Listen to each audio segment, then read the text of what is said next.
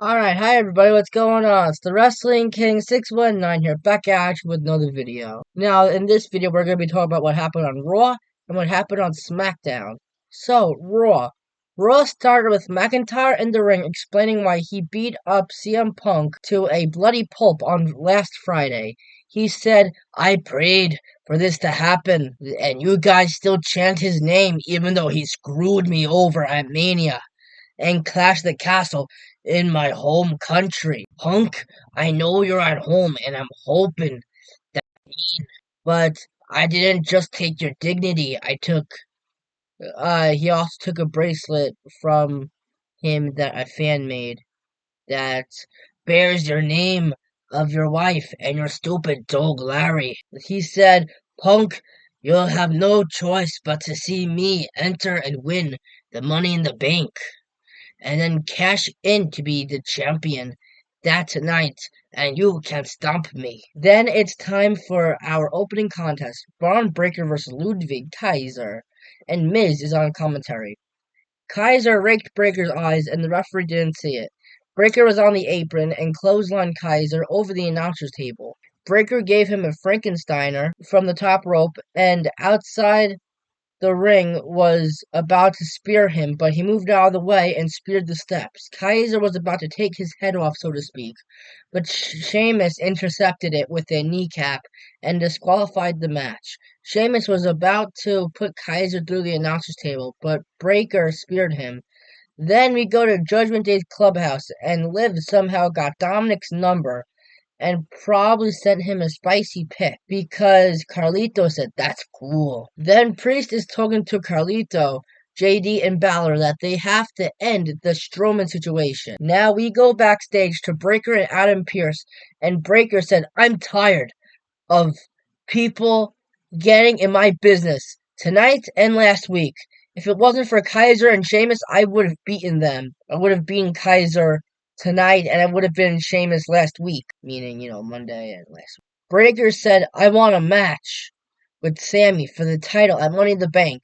Sammy came on the scene and said, well, no one's here to interrupt you right now, so, you know what? I accept. And Pierce was already there, which was good on both the parts, and made the match official for Money in the Bank for the title. Now it's another women's qualifying match for the Money in the Bank. Shayna versus Kyrie versus Lyra.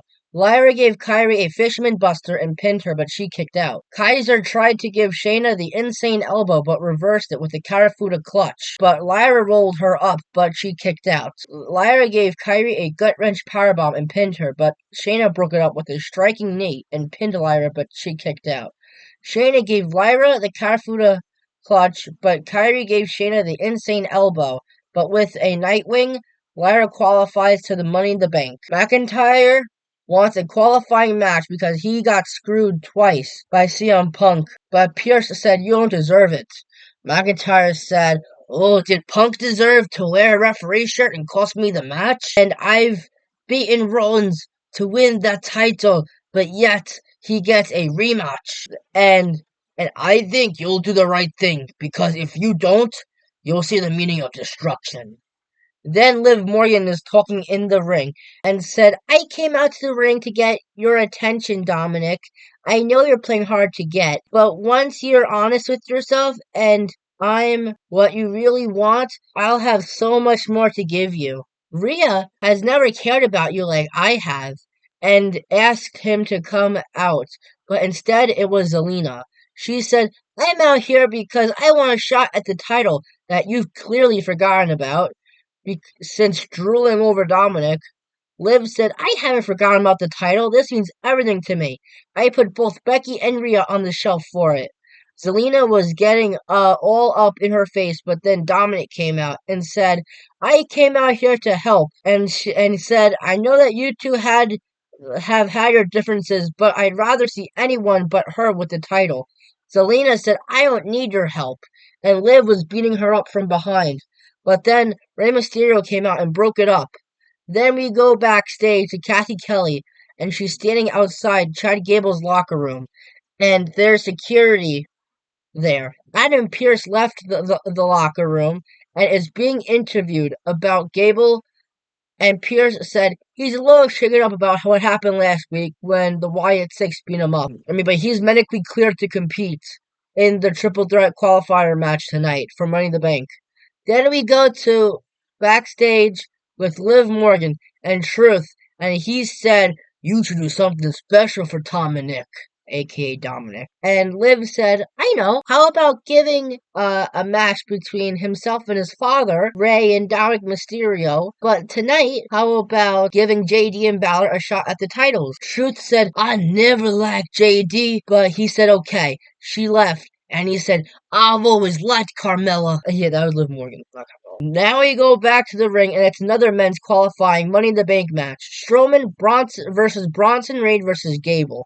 And no Alpha Academies at ringside. Gable said, "I was left for dead last week by a bunch of monsters, but I cannot be killed, and I will win this match, and I will win Money in the Bank." Gable suplexed Bronson and pinned him, but Reed kicked out. Strowman gave Reed a power slam on the outside of the ring, but then Judgment Day beat up Strowman, but it's a no disqualification match because it's triple threat rules. Chad Gable did a moonsault and qualified to Bronson Reed and qualifies in to go to the Money in the Bank match. But after the match, the lights went off and smoke filled the air, and Sister Abigail, aka Nikki Cross, came out, but Gable was able to escape the ring. Then Nikki Cross, or Sister Abigail, gave Michael Cole some kind of book that was addressed to Pat McAfee, who wasn't there that night. We go backstage and Chad Gable found the Alpha Academy and said that my life flashed before my eyes. After the attack last week, I'm a changed man,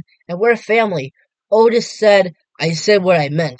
You hurt Tozawa Maxine, we're done." Back to the ring, and it's the Unholy Union, Alba Fire and Isla Dawn versus Kaden and Katana. This match wasn't anything special, but Alba and Isla won. But after the match, Damage Control beat them up. Then Damian Priest came out to the ring and said, "I understand why Seth said that he sees a younger version of himself in me. What I see in Seth is a man that I do not want to become. As long as I'm the champion, you'll never see the mountaintop again." Then Rollins came out and said, "You want to come out here and run your mouth about me, and as long as you're the champion, I'm never going to get the title back? The problem is I don't believe you, and I don't even think you believe yourself, because your actions and words don't add up. You say the right things, but don't do it. You say you don't want anyone's help, but when it comes to the title, in both title defenses, you needed that help. I respect you, but I don't appreciate being one-up. So last week when you challenged me at Money in the Bank for the title, Rollins said, so I'm one-upping you. How about a little gentleman's agreement, if you will? If I lose at Money in the Bank, you'll get your wish, and you don't have to face me as long as you're champion. But if I win, we'll see if you can really stand on your own and leave Judgment Day." Priest said, "The way I see it is that Judgment Day need me a lot more than I need them," and he accepted the challenge. Then Gunther came out because remember, he won the King of the Ring, which means he'll face either Priest or Rollins for the title at SummerSlam. He said, "I cannot wait to see this match. Make the better men win, but don't make a mistake, because whoever wins this match, I'll beat them at SummerSlam to win the title." Now we go back to the ring, and it's a one-on-one match between Cross and Kingston, and no Woods, nor the rest of Final Testament, not even Scarlett. Cross gave Kofi a Death Valley driver and pinned him, but he kicked out. Kofi was about to win, but then the rest of Final Testament came on the Titantron, and AOP was beating up Woods. From the distraction, Cross gave him the final prayer and won the match. Now, it's the main event, Awesome Truth versus JD and Balor for the titles, and Miz is not happy that Truth made the match. During this match, Liv Morgan came out, and a short while after, Dominic and Carlito came out as well. Miz gave both of them a 2-for-1 DDT and pinned JD, but he kicked out. Miz gave JD a skull-crushing finale and pinned him, but Carlito put JD's foot on the rope to break it up. I didn't see Carlito, but saw the foot. Strowman came out and chased Dominic and Carlito through the crowd. Truth did the Cena stuff to both JD and Dominic and was about to do the AA JD, but Liv Morgan distracted Truth and gave him a hug, with the distraction, Balor gave him the coup de grace and won the titles, along with JD. Now, we go to SmackDown. Before we talk about SmackDown, let's pay our respects to the Anawati family, the Samoan family, as Roman Reigns' father, the late great Sika, has sadly passed away. Alright, SmackDown started with the Bloodline coming to the ring, but Cody, Randy, and Owens weren't too far behind. They were backstage, and they were fighting in the crowd and by the ring. In the crowd, Owens gave Tonga Lola a swanton through the table, and officials and Nick Aldis came out to break it up. Cody, Randy, and Owens beat up all the guards right in front of Aldis. Owens said, "We weren't going to wait until Money in the Bank to get our hands on you." And Orton said, "Bloodline took me out for 18 months, but at Money in the Bank, we'll put them down for good." And Rhodes said, "Bloodline think that we're just victims, but we aren't. We're three dangerous people." I also see a sold-out Madison Square Garden because they were in MSG last night. And in arenas like this, I should be putting my title on the line against a worthy competitor. And Aldis came back out, this time with NYPD cops, and escorted them out of the arena. Now it's a women's qualifier triple threat match for Money in the Bank. Cargill versus Stratton versus Candice. During the match, Nia Jax came out because she has a little friendship going on with Stratton, but Bianca came out as well, and they were both just verbally fighting. The referee was fighting with both Bianca and Nia, but didn't see the sneak attack that Indy gave to Cargill outside the ring. Even if he did see it, it's a no DQ match because of triple threat rules. And with her moonsault, Stratton is heading to Money in the Bank. We go backstage and meet to Michin and Aldis, and Michin said that she wants a match with Nia because she attacked her last week, and he said, "I'll see what I can do." Then Street Profits and BFAP came on the scene and said that they want to fight Bloodline tonight because Cody, Randy, and Owens got escorted out of the arena.